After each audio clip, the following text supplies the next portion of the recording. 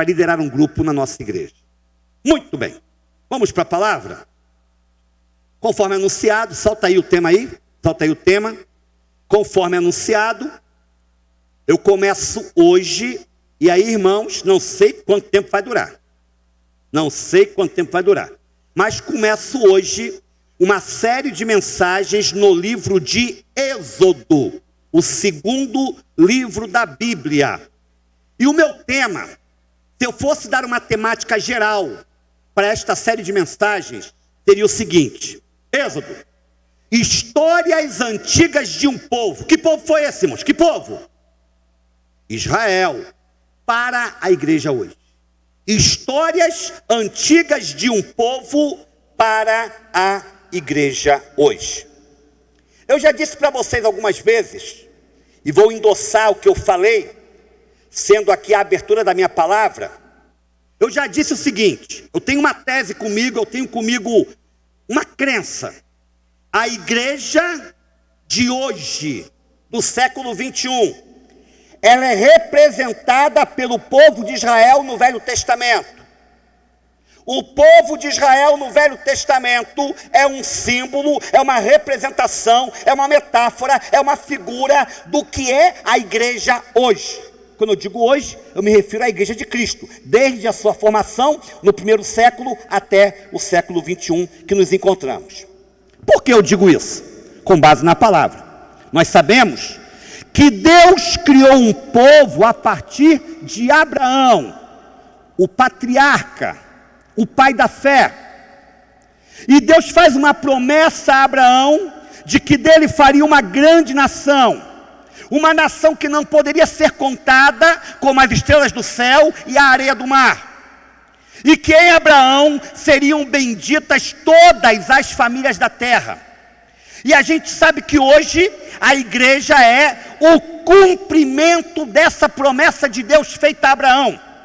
Deus cria Israel a partir de Abraão, vamos falar sobre isso durante as próximas semanas, mas ele faz mais, ele dá a Abraão uma concretização que não seria apenas restrita para o povo judeu, mas a promessa do Pai se cumpre em nós que estamos aqui hoje. Vamos ver isso?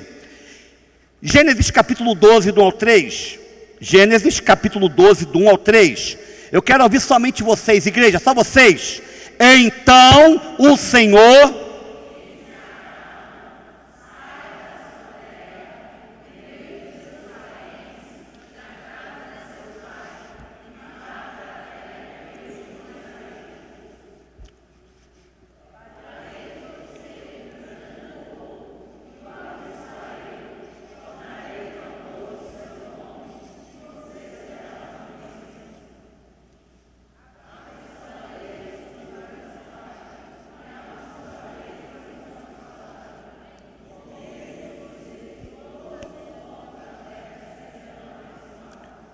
Amém?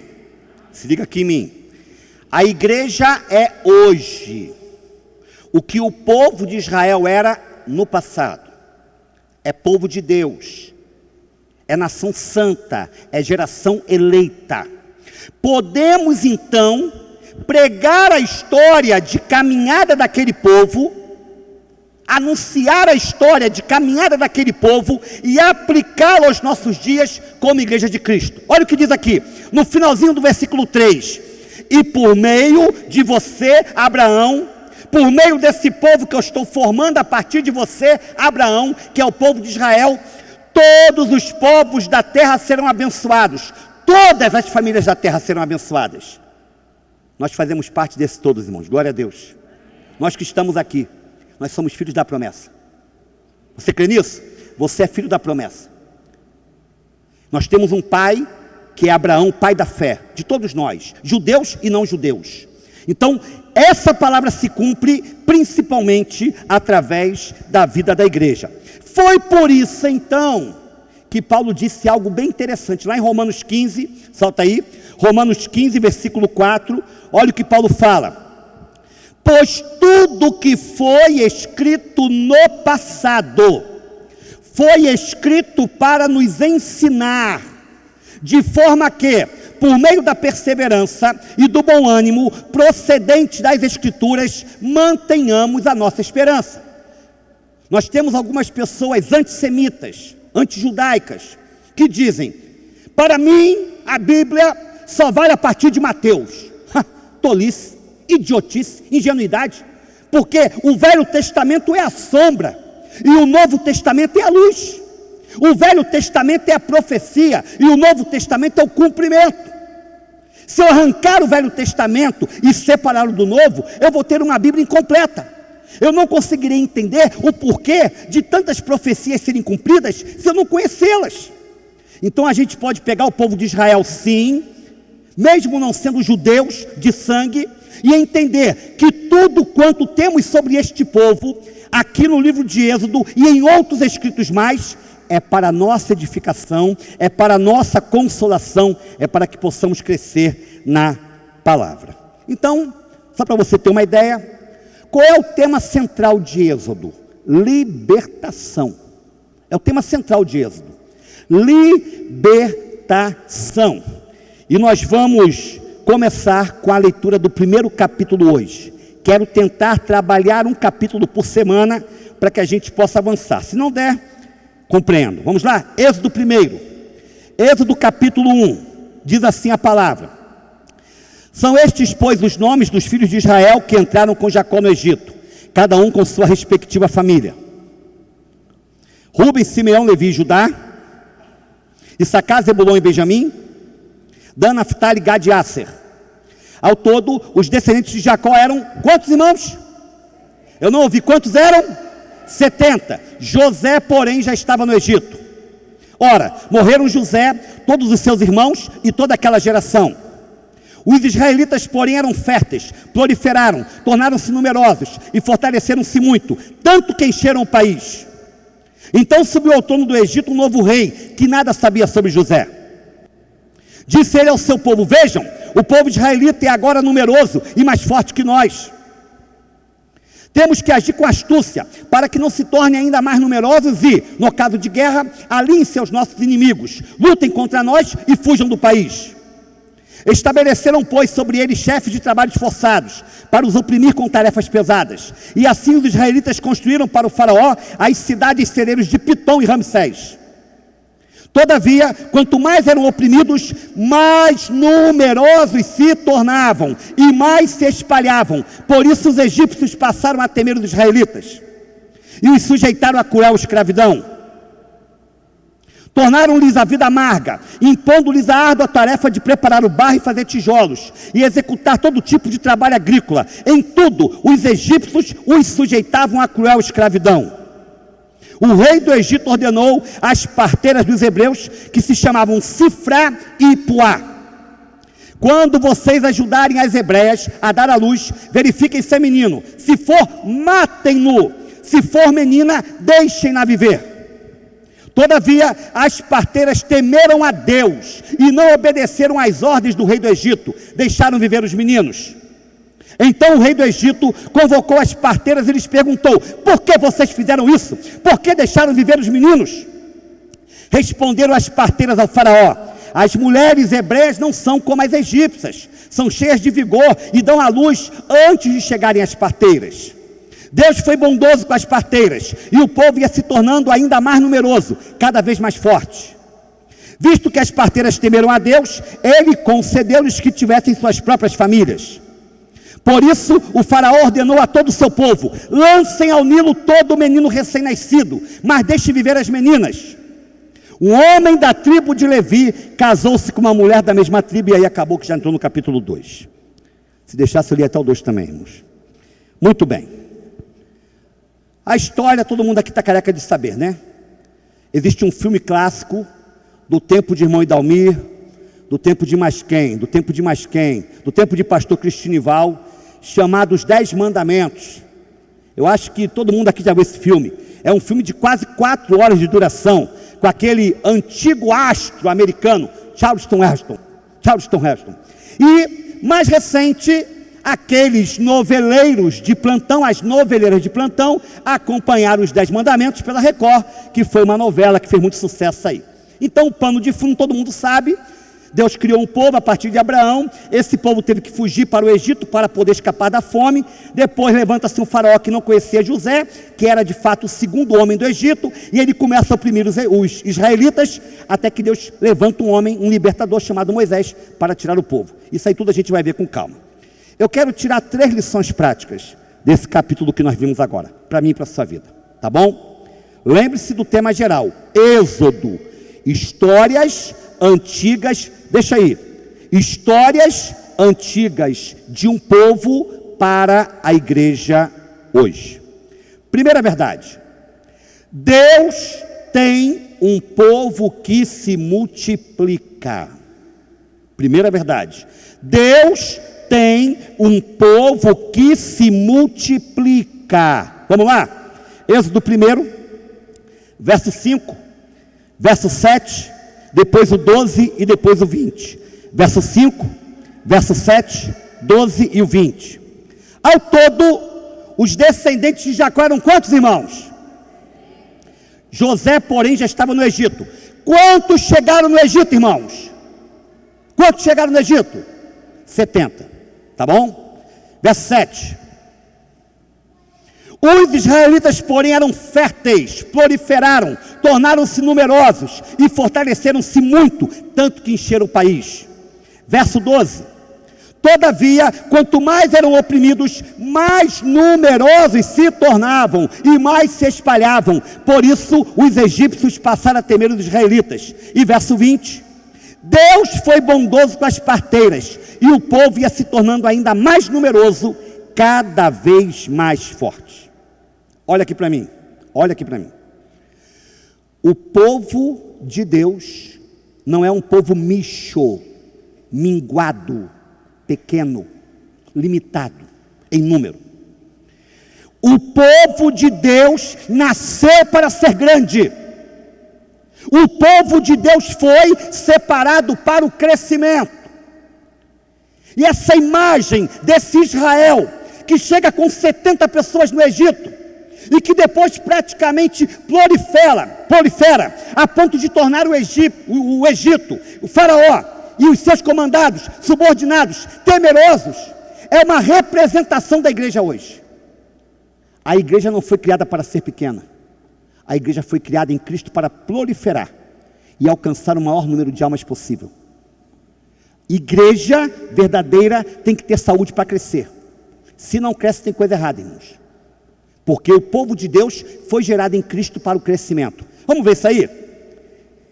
Anota os textos que eu vou te passar agora. Você vai ver a evolução da igreja em número. Lá no Novo Testamento, para você não perder isso aí. Quero começar com Mateus 10:1. Mateus 10:1. Mateus 10:1. Chamando seus 12 discípulos.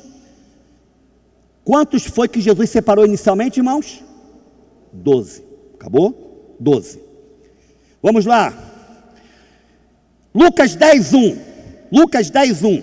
Depois disso, o Senhor designou outros 72 e os enviou 2 a 2. Então vamos lá. Primeiro eram 12 e depois quantos? 72. Mais ainda. Atos 1:15. Atos 1:15. Naqueles dias, Pedro levantou-se entre os irmãos, um grupo de cerca de quantas pessoas? 120. Então, 12, depois foi quanto? 70 e depois? 120. Olha, vamos lá. Atos 2:41. 41 é. Os que aceitaram a mensagem foram batizados, e naquele dia houve um acréscimo de cerca de quantas pessoas? 3.000. Então, não perca a conta.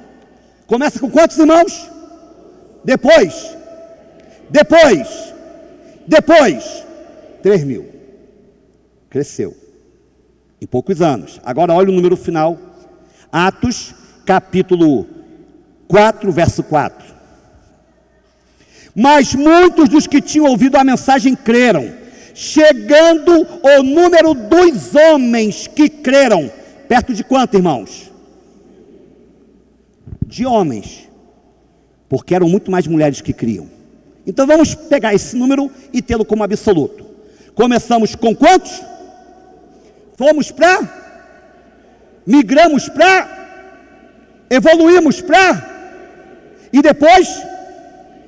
depois a Bíblia não registra mais números. Sabe por quê, irmãos? Porque perdeu o controle. Glória a Deus. Me lembro da palavra de um pastor que perguntou o seguinte ao seu auditório: quando é que nós sabemos que uma igreja está crescendo? Quando é que nós podemos dizer, irmão Renato, que uma igreja está crescendo de fato?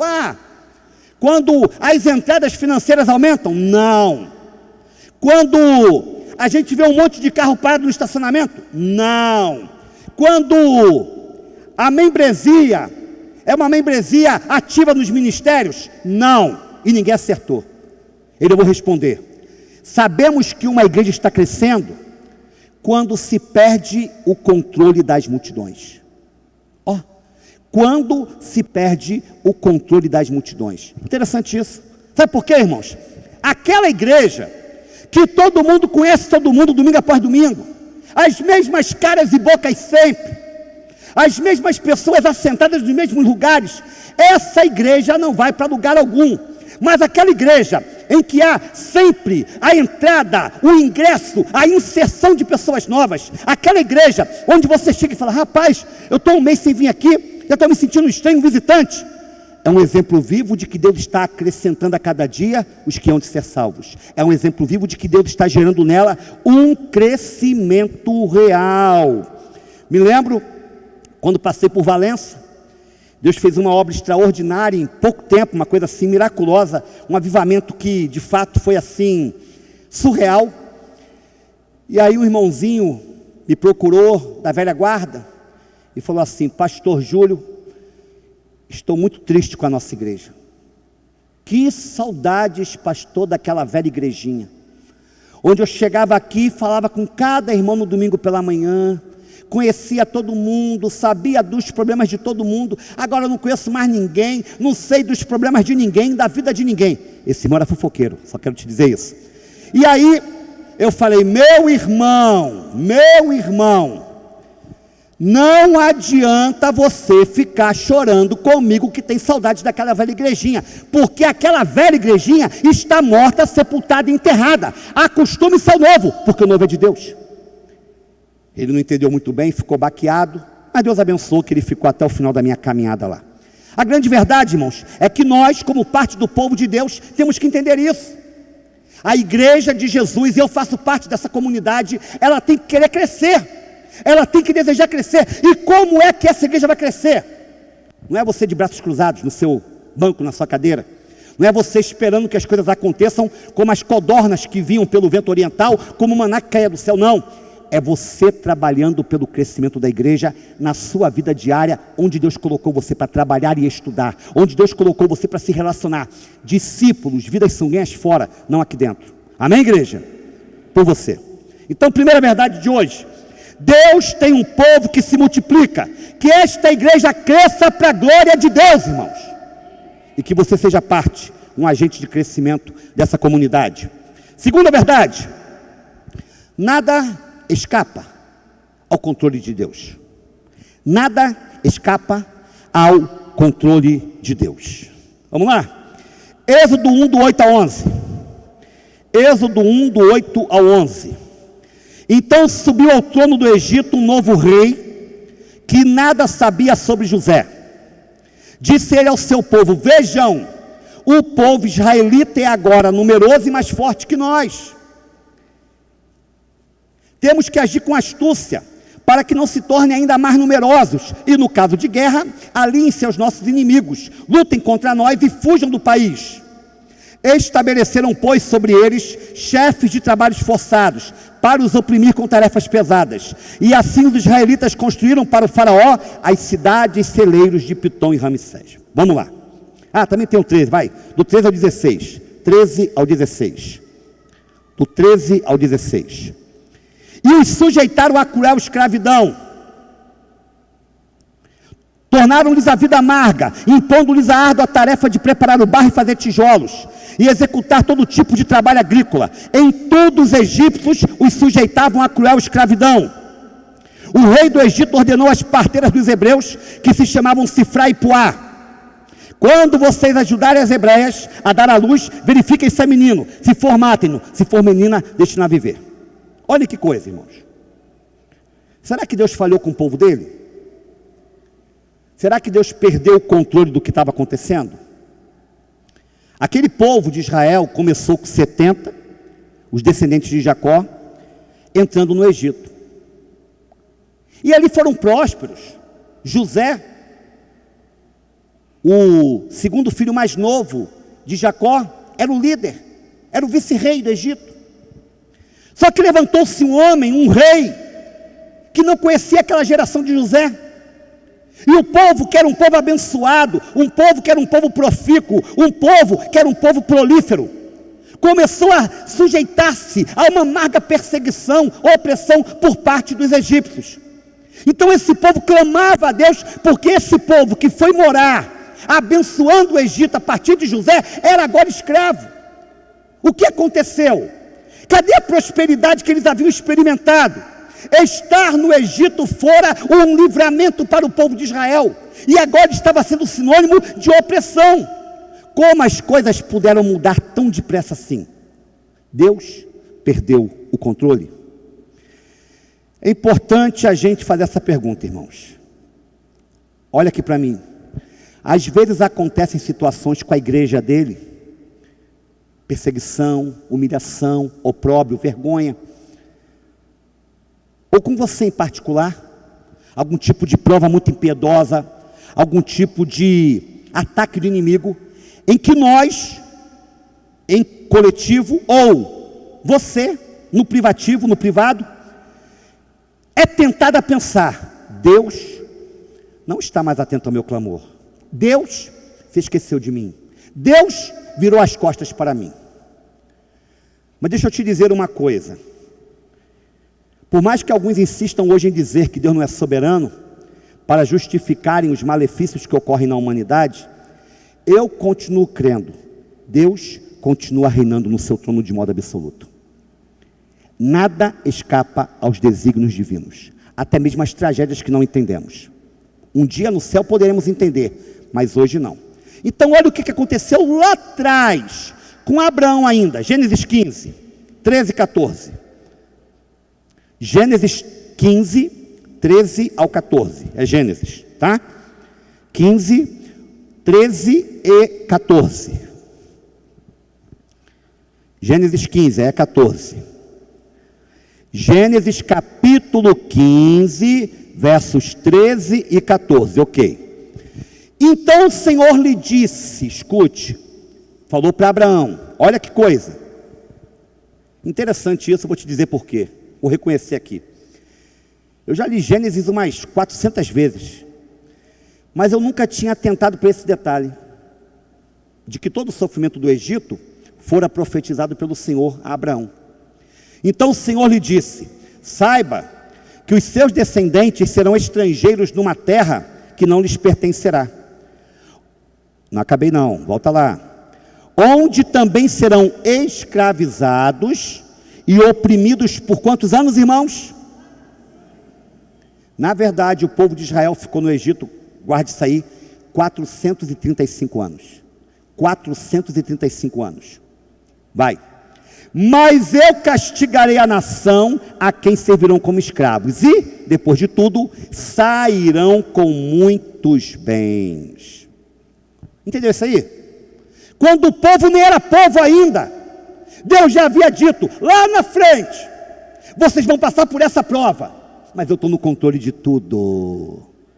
Não se inquietem, não se desesperem, não se angustiem, porque o final vai ser melhor do que o começo. Vocês vão sair de lá mais prósperos do que chegaram. Isso vale para a sua vida, filho.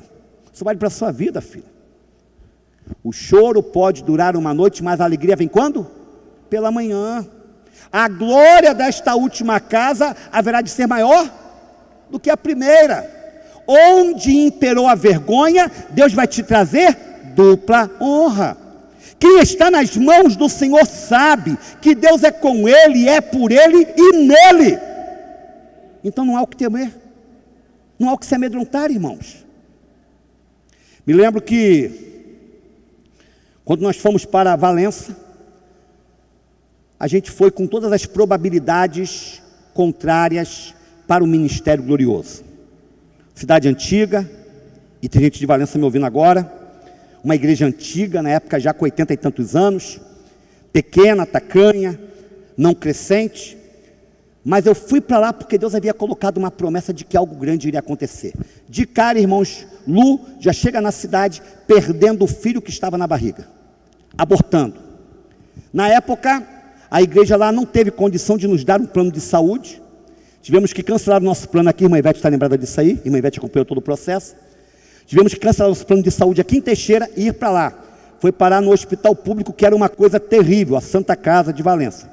Mas na época era terrível. Hoje eu quero crer que melhorou. Se tiver alguém me ouvindo, eu quero crer que melhorou, porque eu sei que melhorou depois. E aí, fui acometido, irmãos, por uma dor de cabeça, que ela vinha 3 da manhã e 3 da tarde. Uma dor de cabeça que não tinha nada que resolvesse. Fiz um monte de exames e nada. Lu tinha uma alergia, que ela espirrava a noite toda sem dormir. E pior, irmãos, na minha conferência de entrada para a igreja, umas 20 pessoas se converteram. 6 meses na igreja, nenhuma alma se convertia. Eu pregava as minhas melhores mensagens, nada aconteceu. Eu disse, meu Deus, que céu de bronze é esse? Saúde ruim, espiritualmente a igreja empacada. Eu falei, Senhor, o que está havendo, meu Deus? O que está acontecendo, Senhor? Clamei numa noite, minha esposa está doente, eu estou doente, Senhor, a igreja não vai para lugar nenhum, eu vim para cá em busca da tua promessa, por que esse deserto, Senhor? Você crê que Deus fala com você, irmão? O que o salmista fala? A um coração contrito e quebrantado, o Senhor não desprezará jamais. Naquele momento o Senhor falou comigo naquela madrugada, ei, você se esquece de quem eu sou? Do que eu já fiz na sua vida? Dos milagres que já operei? É prova. Você está passando pelo teste. Eu continuo no controle. Você não chegou aqui em vão. Eu sou Deus de promessas.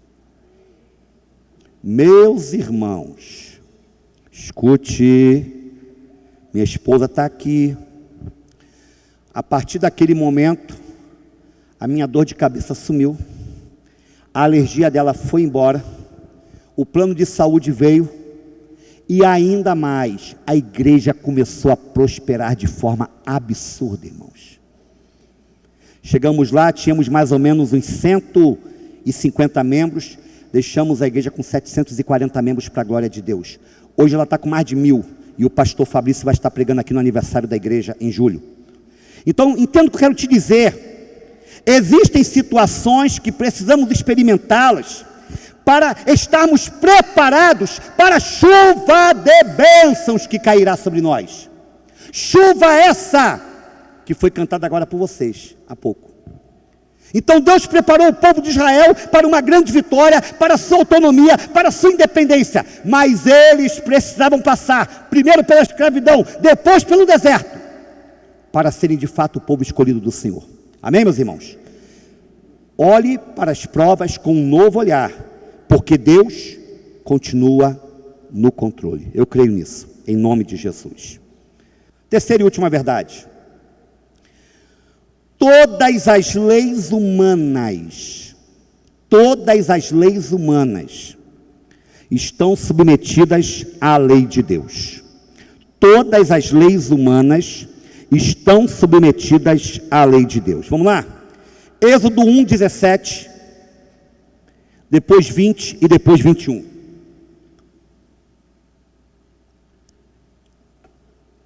Todavia, as parteiras temeram a Deus e não obedeceram às ordens do rei do Egito, deixaram viver os meninos. Verso 20. Deus foi bondoso com as parteiras, e o povo ia se tornando ainda mais numeroso, cada vez mais forte. Verso 21. Visto que as parteiras temeram a Deus, ele concedeu-lhes que tivessem suas próprias famílias. Qual era a ordem de Faraó? Todo menino recém-nascido tem que ser o quê? Morto.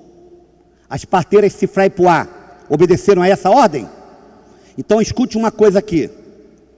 Quem tem ouvidos para ouvir, ouça.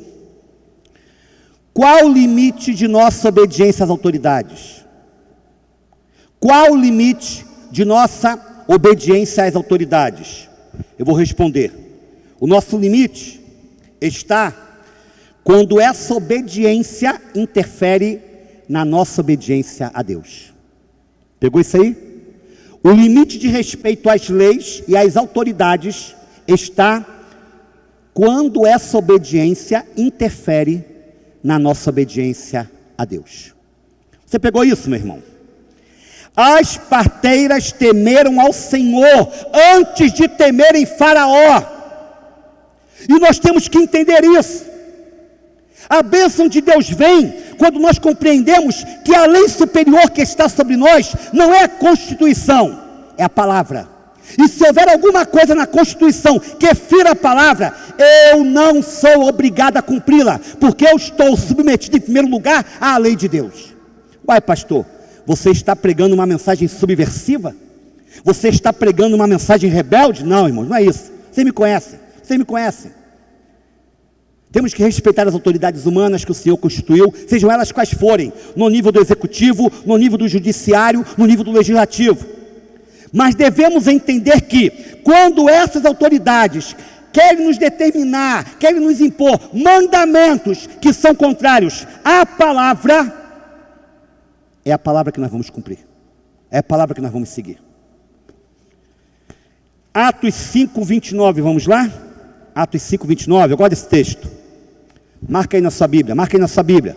O texto é fantástico.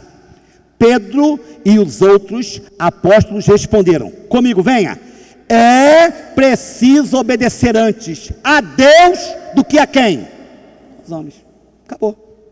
Acabou. Martin Luther King Jr., o grande nome da luta em prol dos direitos civis nos Estados Unidos da América, contra o racismo que prevalece até hoje lá, mas que era muito mais impiedoso.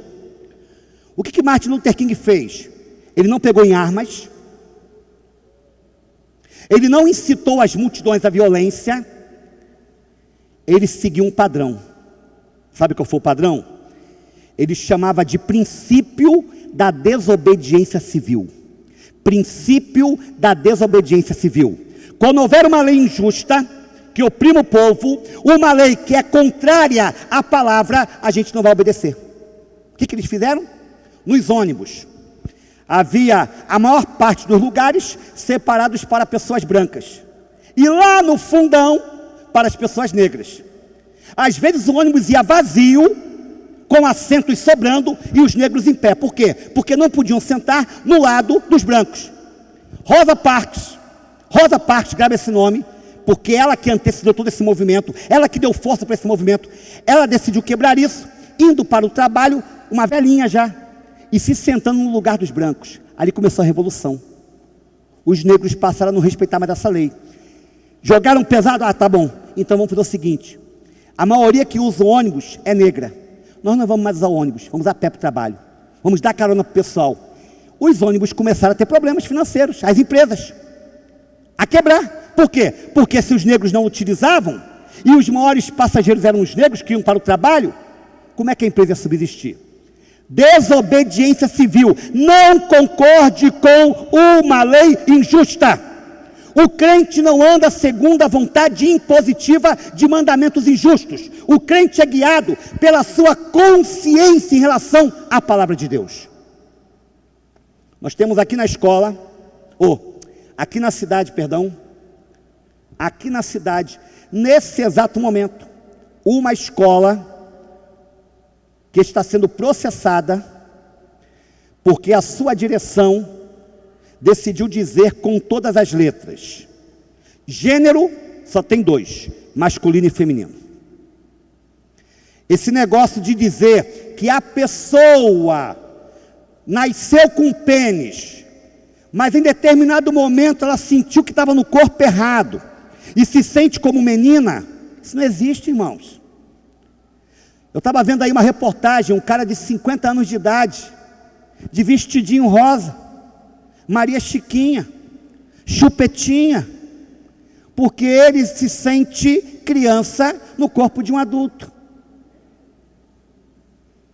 Um outro gastou milhares de dólares para fazer uma fantasia tão bem feita, onde ele se tornou um cachorro.